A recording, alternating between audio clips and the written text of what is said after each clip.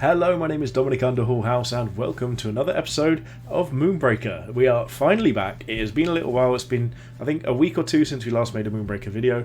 I've been really looking forward to being able to make some again, but I was waiting for the next content drop, and this time we've got the hotfix. So, as is tradition now, we're going to run through the hotfix patch notes, see what we've got here, and I think I know most of what it's going to be, but I'm really intrigued to see it. So, just a quick thing before we do so. I have been a little bit absent from Moonbreaker recently. It's been a choice just so I don't start feeling like it becomes a chore. And I wanted to, come back in when I can organically just find games, make sure I don't have to spend 2 to 3 hours recording one 20-minute, half-hour video. And hopefully this will be part of the change that, drives it forward, keeps that positive movement, and I can get back to doing what I'm hoping to do is sort of a few Moonbreaker videos here and there. Ideally, I'd like to do 1 to 2 a week at least. But again, it entirely depends on whether I can find games, and you'll just see the content popping up as other things if I can't, but I am no means leaving Moonbreaker. So, the hotfix, first of all. So, the reason for this is that the game has slowed down a lot. I think, for players like myself who've been really well established, who have taken a bit of a break from the game for a little while, is probably a sign that something needs to change, because I'm really invested in Moonbreaker. I really want this to work. I've put hundreds and hundreds of hours into it already. So, there is very few people as invested in this as I am, so I'm really glad they're doing something to keep that pace coming, the excitement, the fun factor, because it did start feeling like things are getting a little bit flat. So this is going to be to pick things back up, speed the pace of the game up, get a little bit more lethality in there, and hopefully have a lot more fun in the process. So, hotfix 4.1. Hi Moonbreakers, we just released a hotfix to address the balance of some units as well as introduce a change in leadership to help with the pace of matches. You'll find a comprehensive list of all the adjustments below. You can play these changes now. As always, let us know what you think in our Discord, Null, and continue to make suggestions on how we can improve Moonbreaker. We're always listening. See you in the reaches, Moonbreaker team. This "we're always listening" is really, really true. Like, when I mentioned in the Discord I was going to take a bit of a step back from Moonbreaker for a period of time, even the devs were really encouraging, just saying, make sure you look after yourself, take that time, do what you need to keep it, keep your momentum going. And I really appreciate the entire dev team the whole way through. So, really excited for this as well. Big stuff. Fixed threaded rendering issue with macOS. Don't know what that means, but sure, I don't have a Mac. Doesn't matter to me too much. Captains, including cargo and bosses, no longer generate leadership. Interesting. So we now got like a flat leadership, I imagine. Fix various matchmaking issues. Game would kick you to the main menu at 5 minutes. You can now cancel at any time without being stuck in the matchmaking screen. So this is good if this means that you no longer... Basically, at 5 minutes, you either can continue to queue and it's no longer stuck in the matchmaking screen, and if it doesn't kick you at 5 minutes, you can keep in that queue. One of the things that I found is that sometimes I was queuing for a game, you get to 5 minutes, it auto kicks you back to the main menu, which I thought originally was going to be a sort of... a mechanism to stop you feeling like the queues are going on forever and ever, but this way, at least it means that you don't risk the chance of getting back to the main menu, having to queue again, and in the split second between your last queue and your new one, someone else gets in there and gets a game when you've been waiting essentially more than them. So, glad that that's coming in. And balance changes. Here we go. Leadership. Leadership amount now increases based on turn number. Maximum is 10 per turn granted. So, it's going to be just incremental, it sounds like. Initial leadership decreased from 5 to 1 for the first turn player, and from 5 to 2 for the second turn player. This is great. I really, really like this change. It's got something in there to address player one advantage, more than just the sort of slight positioning things we had previously. And, it's giving you that incremental gain of resources, so the game feels like it's building up to sort of a climax, rather than the last version, which it felt like it was a big influx and then just sort of it petered out from there. So really happy to see that.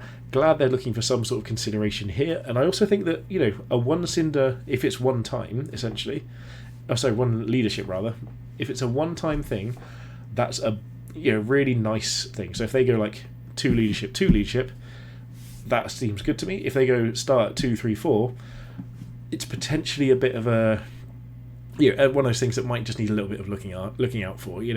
If they get one more for the entire game where the other person gets priority, that could maybe be a bit too much, but we'll see. We don't know. At this point, I think it's a good choice. I think it's a great thing to look into. There always needs to be a player 1, player 2 balance address, and this is a good option to look into. So, absolutely happy.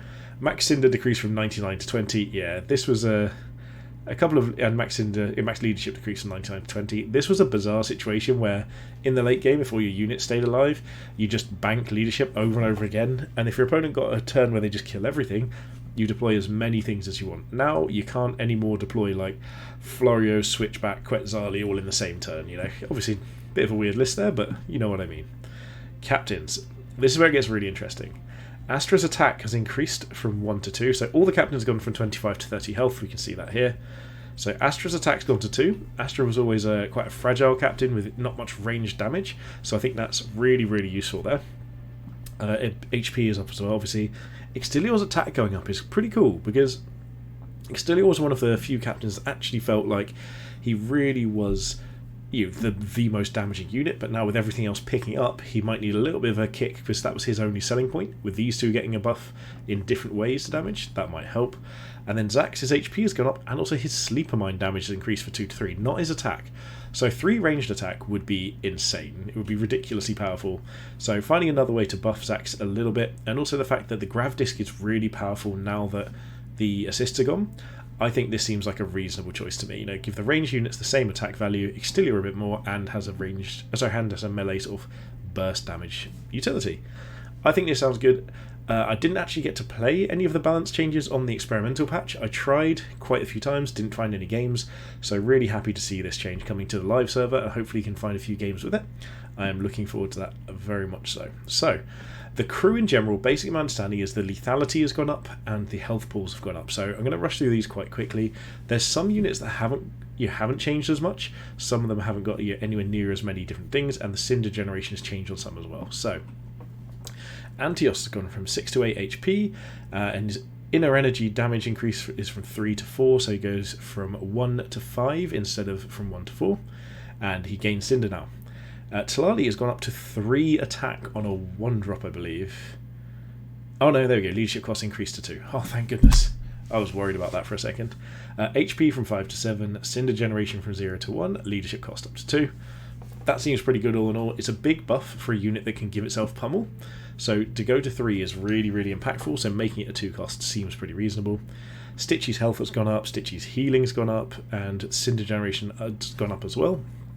The good thing about this is units that generate at least some Cinder mean that you're less likely to find yourself in a situation where you can't use any abilities. You don't want to feel like you're struggling to use anything at all.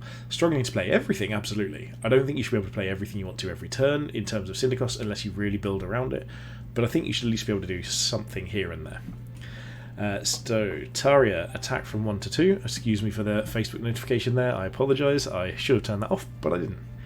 Taria's leadership 1 to 2. Okay, so attack, HP, leadership, and Cinder generation all go up. This feels like Taria's coming back to where she was originally, so 2 cost, 2 damage. I like that a lot. I think that works very well with Taria. I think she might see a bit more play again. She was sort of falling by the wayside previously.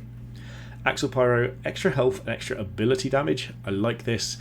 Again, I'm going to stop saying I like this because it's very straightforward what's going to happen here, but it's really, really worthwhile. Beatrice here, one of the things to notice here is she gains Cinder generation but not attack. That one I am appreciative of. I think Beatrice doesn't need to be a heavy attacking unit. She's got utility, she's tanky, great choice to not increase her attack damage there. Deadeye, feeling like it comes back a little bit more to what it used to be, so 2 attack feels good on Deadeye. It was always felt very fair, and I think, is Deadeye 1 cost at the moment? I think Deadeye might be 1 cost, so I can't remember if it's 1 or 2. It's been both. I just couldn't remember which is experimental, which is live. I think it's 1. This I like. Deadeye's digitally decreased from 2 to 1, so it is back down to 1. I mean, this is going to be a powerful 1-drop, especially in range lists. I like that. Fate Twister Tantan cost increased to 2, which is very interesting. So I must have missed something here, because although it was good, I'm trying to figure out where this sort of thing has come in. Maybe it was just too defensive early on. It'd be able to use too many abilities, and Cinder generation decreased as well. So yeah, there's something I must have missed in the week or so that to sort of point out how strong this is, but that's absolutely fine. Really glad that there's something clear that there's a logic behind it. It wouldn't have just been done for no reason. Jailbreak gaining attack, health, and Cinder generation. Obviously, if Jailbreak didn't gain health, terrible in this situation. I just like the idea that you can force a bit more of attack back, so good on that front. Maximus is back, isn't he? I saw this before. HP up to 7, cost decrease from 2 to 1, and Cinder Generation. So the 1 damage rapid fire Maximus is back, but in a meta that is no longer making him just the single best option by a mile. Great. I loved the Maximus as a 1-drop. I love the abilities. I'm really, really happy to see that. Sevria, attack from 2 to 3, HP up. Shield barrier from 1 to 2. Again, this stops some of those really early plays where you can just do everything you want to, including protecting your units. Because Sevria was getting really powerful, especially with lots of early units coming down at once. A bit less of that now, but still great to see. Scattervine, this is one I've seen Dragon Raven to be very happy with this. Attack goes up from 1 to 2, HP from 3 to 5. This is amazing. I'm all in on Scattervines now. I want to play everything I can find with a Scattervine. I absolutely love it. Okay, Arya, attack from 2 to 3, health from 5 to 7. Blindsider Esley, 2 to 3, HP increase from 6 to 9. Corner damage increase from 2 to 3. Wow, so he goes up to... Oh, hang on. What's this then? Maybe his corner damage was reduced before? Because before it was plus... Was it plus 4? No, it was plus 2. Yeah, no, it was plus 2. For some reason my brain was thinking he got up to 6 attack, but that's just completely wrong. Yeah, so 2 to 3, so he now goes up to 6 attack, which is pretty awesome. So you are going to want to build around that. That's a really powerful unit. Broken Vengeance going up to 3 attack was so much fun previously when he had 3 attack. Really glad to see that back. But goes from 3 to 2. So he's going to be a lot more niche, probably because he didn't actually gain the health where other units did.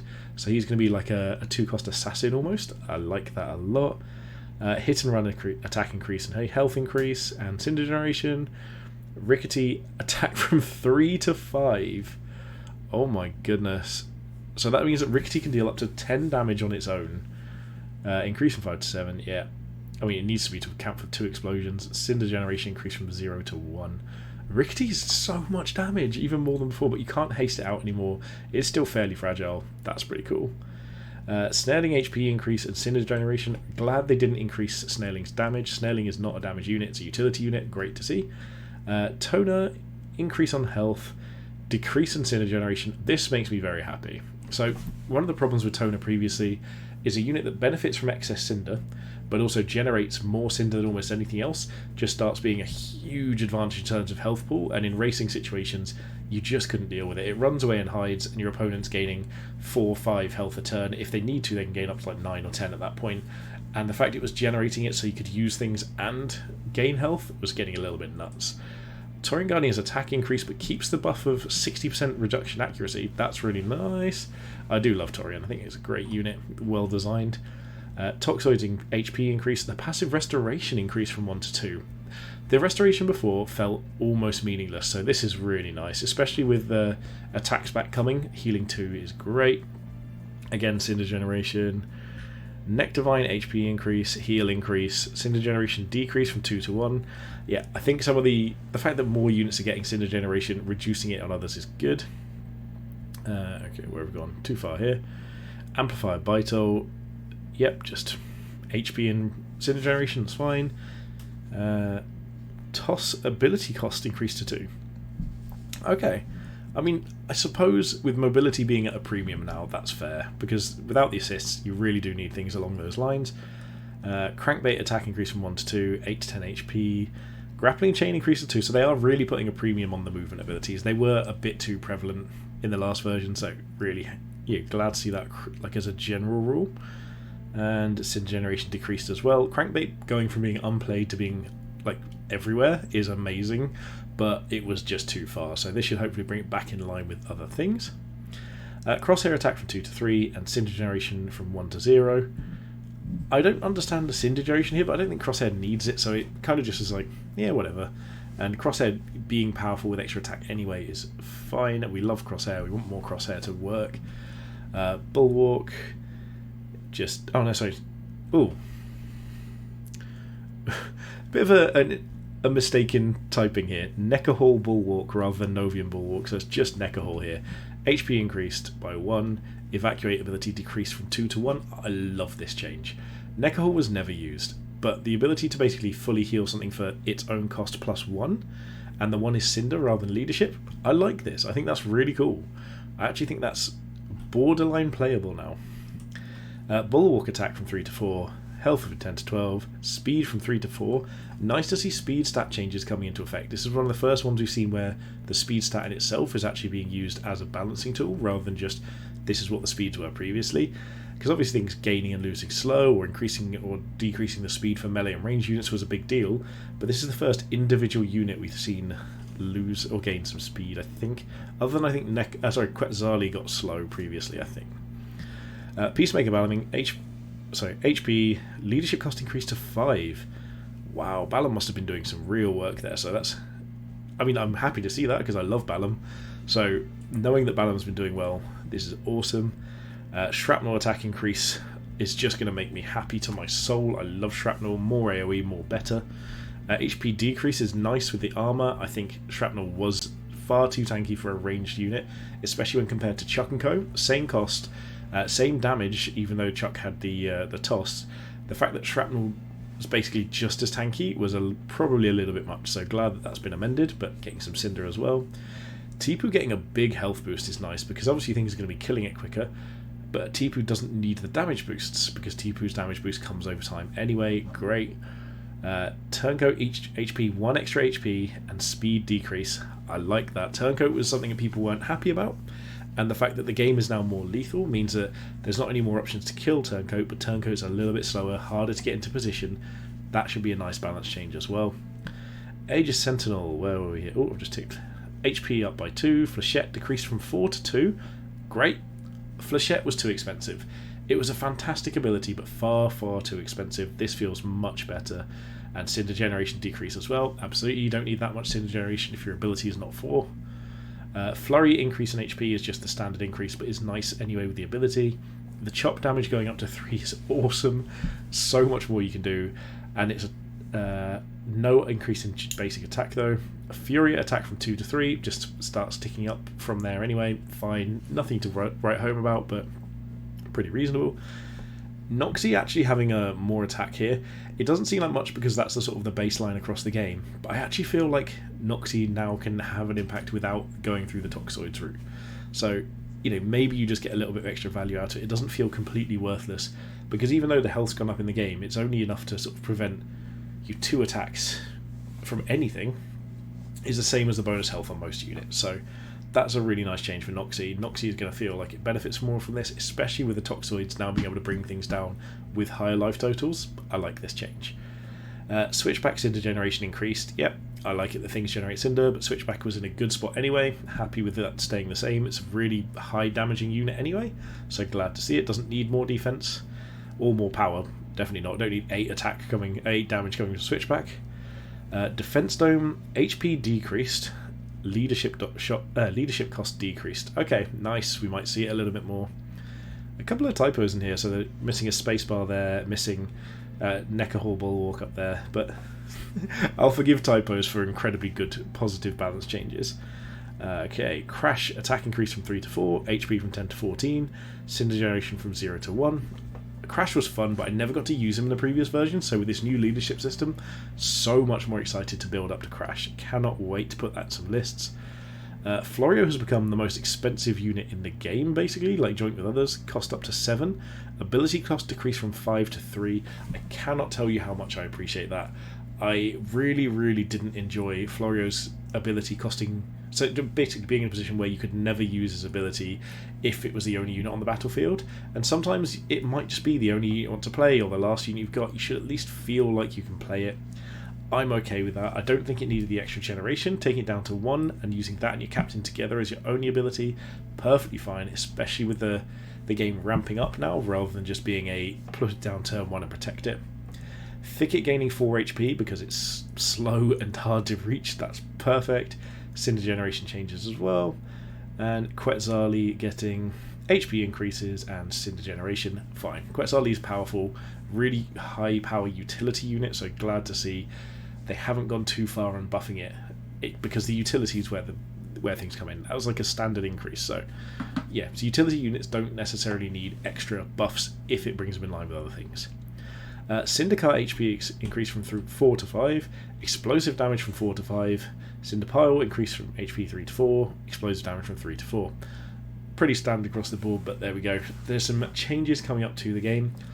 This has got me wanting to dive straight back in. I'm going to be looking at trying to record a Moonbreaker game at maybe 2 either later today or in the next couple of days, so you'll see it coming out at some point this week. I'm really, really happy to see it. I can't tell you how much I've wanted to be coming back to Moonbreaker, but I wasn't finding games on experimental. I wasn't enjoying the sort of balance of the live version. I'm like, even hearing the music and the login has made me very, very happy again. So I cannot wait to get into this. I want to know what you guys think. What is going to be your favourite unit given all of the changes? Where do you think things are going to go? I mean, what's going to be your favourite unit in terms of balance? Personally, I'm just really, really happy to see Deadeye. Deadeye is one of my favourite units anyway. I think this is just something that I cannot believe we get to have back, and at 1 cost less than previously. Makes me very, very happy. Maybe having Maximus back as a 1 cost as well. I'd like the whole change in general to speed up the pace of the game, but it's Deadeye for me. It's always, as Deadeye feels solid, I will be happy, as you can imagine. I can't wait to get jumping in. So if you guys have enjoyed this, please do hit the like and subscribe button. Let me know in the comments how much Moonbreaker you want to see. There is going to be more coming. I am glad to be able to say that. You can support us with subscribing. You can join on the Patreon. If you want to see a specific list, let me know. Send me a Discord message. But most importantly is thank you so much for watching. I'm glad to be back, and have a good day.